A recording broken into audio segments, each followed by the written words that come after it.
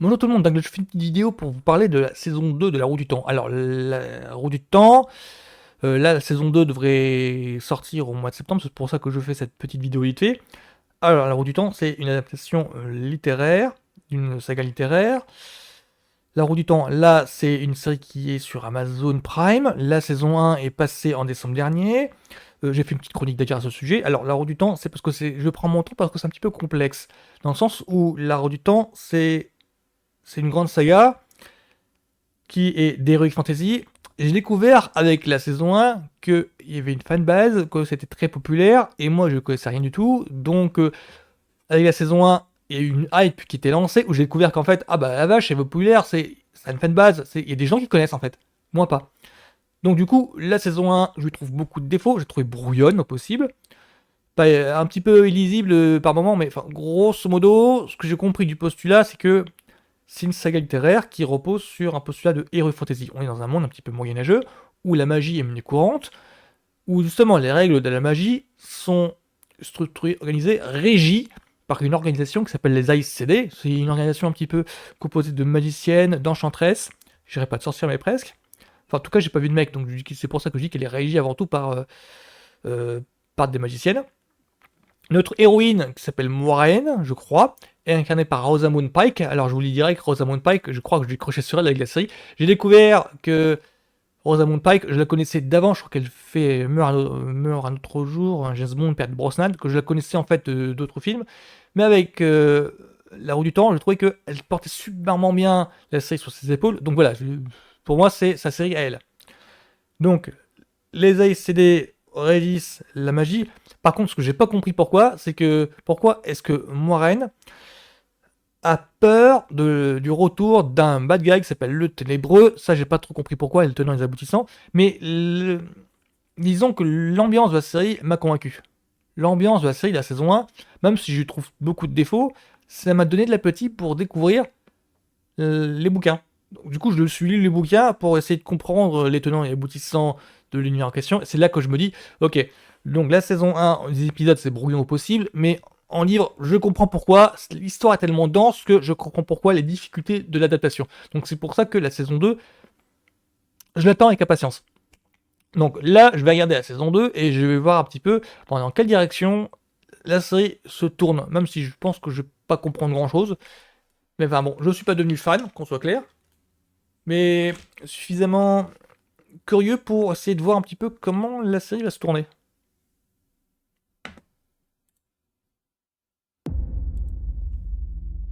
Nous avons tous le choix. Bon, là c'est Moiraine. Rosamund Pike. Et chaque choix a une conséquence.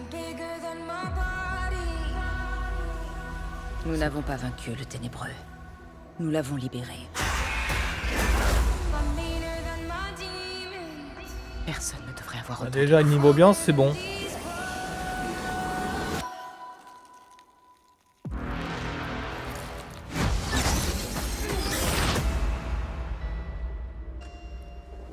L'ambiance mystérieuse reste là. C'est bon. Tous ensemble, nous avons affronté l'impossible. Mais à présent, nous sommes séparés aux quatre coins du monde.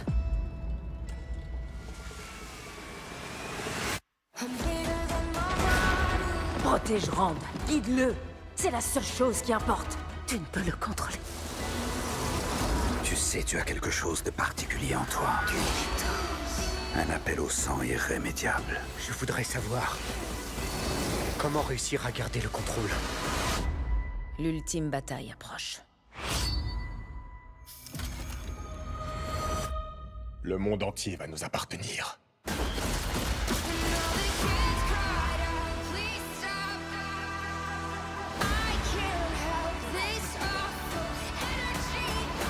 Si nos amis ont des Oui, il y a effectivement une intrigue dans ce genre-là. Tu n'as pas la moindre idée de leur pouvoir. Tu ne peux pas y arriver seul.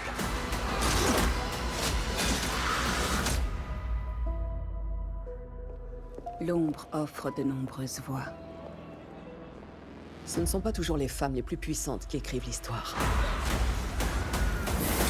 Ce sont celles qui survivent. J'en ai plus qu'assez de n'être qu'un rayon de la roue.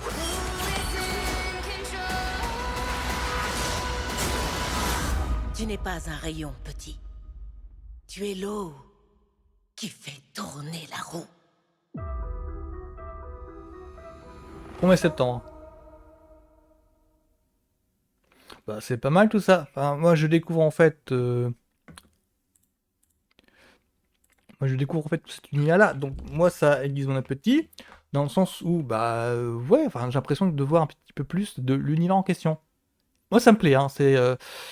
Là, il y a quelques designs nouveaux qui apparaissent. Je pense qu'on voit d'autres royaumes qui apparaissent petit à petit. Il y a des nouveaux personnages d'abord. Alors, je crois qu'il y a eu des problèmes avec cette saison 2-là. Il y a du recasting dans l'air. Ou je me trompe avec d'autres séries. Parce que là, niveau Heroic Fantasy, il y a eu House of the Dragon. Je crois qu'il y a aussi l'anneau du pouvoir. Enfin, tout ça. Et donc, du coup, la roue du temps, ça intervient un petit peu, genre, ça grossit le marché. Du coup, je suis sûr qu'il y a des clans au niveau des fans qui sont en train de se construire pour savoir laquelle est la meilleure, qui essayent qui cherchent la moindre petite news pour prouver que, vous voyez que les auteurs savent ce qu'ils vont avec notre série, donc elle est la meilleure que tout le reste. Je me tiens éloigné de tout ça parce que j'ai connu le même truc avec X-Files à l'époque où il y avait eu du Buffy qui est arrivé et du coup il y avait des espèces de petits clans qui se formaient entre les fans puristes et qui boycottaient Buffy et les personnes pour qui X-Files c'était trop hard pour eux, et donc du coup ils se tournaient vers Buffy. Enfin, il y avait des tas de trucs dans ce genre-là. Donc là, je ne me mêle pas des querelles, j'essaie de regarder tout et n'importe quoi pour essayer de former mon opinion, pour essayer de forger mon opinion. Donc là, La Roue du Temps, saison 2, ça me semble un petit peu... Alors, j'espère qu'ils ne mettent pas toutes les meilleures images, tous les meilleurs plans, toutes les meilleures situations dans le trailer. J'espère qu'ils en gardent un petit peu pour quand ce sera diffusé. Là, dans quelques semaines, parce qu'on est le 15 août, là, normalement, dans 15 jours, quoi. Donc j'espère que c'est ça. Moi, ça me donne envie encore, parce que j'ai l'impression que la série essaye d'être de plus en plus ambitieuse avec le temps qui passe. La saison 2 a l'air d'être plus claire au niveau de ses motivations. Dans la première saison, il fallait présenter le groupe de Moiraine, et je crois qu'il y avait 10 personnages, n'empêche. Là, ça va être un petit peu plus clair au niveau du... Bon, il y a une menace, faut que le groupe de Moiraine essaye de trouver des moyens de la contrecarrer pour de bon. Le Ténébreux, je sais pas trop s'il va revenir ou pas, parce que c'était le gros enjeu dramatique de saison 1, c'était le Ténébreux. Et là, dans la saison 2, j'ai pas trop compris l'enjeu en question. Je me demande s'il n'y a pas des relations, s'il n'y a pas des questions de guerre intestine, genre il y a plusieurs royaumes qui ne peuvent pas se blairer, et donc Moiraine et son groupe vont essayer de gérer tout ça. Ça me rappellerait un petit peu là, ce qui se passe en ce moment avec The Witcher saison 3. Je vous en parlerai ultérieurement. Voilà. Donc là, La Roue du Temps saison 2, moi, ça me semble pas mal. Moi, il y a une espèce de soin qui a l'air nettement plus appliqué, on va dire. C'est que la série me semble de plus en plus soignée. La première saison, il y avait le côté brouillon, le côté on trahit notre budget de série streaming. Là, ça a l'air d'être mieux. J'ai l'impression qu'il y a eu une upgrade à ce niveau-là. J'ai l'impression que le filtre des séries Amazon, un petit peu jaunâtre, me gêne de moins en moins. Alors, soit c'est moi qui suis plus habitué, soit c'est la direction photo qui fait les efforts. L'un des deux. Mais en tout cas, voilà, la saison 2, ouais, ça me botte pas mal, en fait.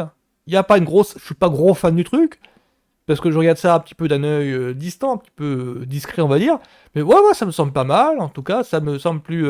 je m'attends toujours à ce que dans une série, dans la saison 2 d'Heroic Fantasy ou fantastique, de science-fiction en général, je m'attends toujours à ce que la saison 2 soit un petit peu le déclencheur de tous les fils rouges qui ont été posés laborieusement dans la première saison. Je m'attends toujours à ça. Toujours être patient lorsqu'il s'agit d'une série fantastique ou de science-fiction.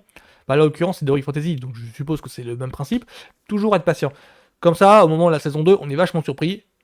Et moi, j'aime bien. Donc, ce sera tout pour moi. Tchuss!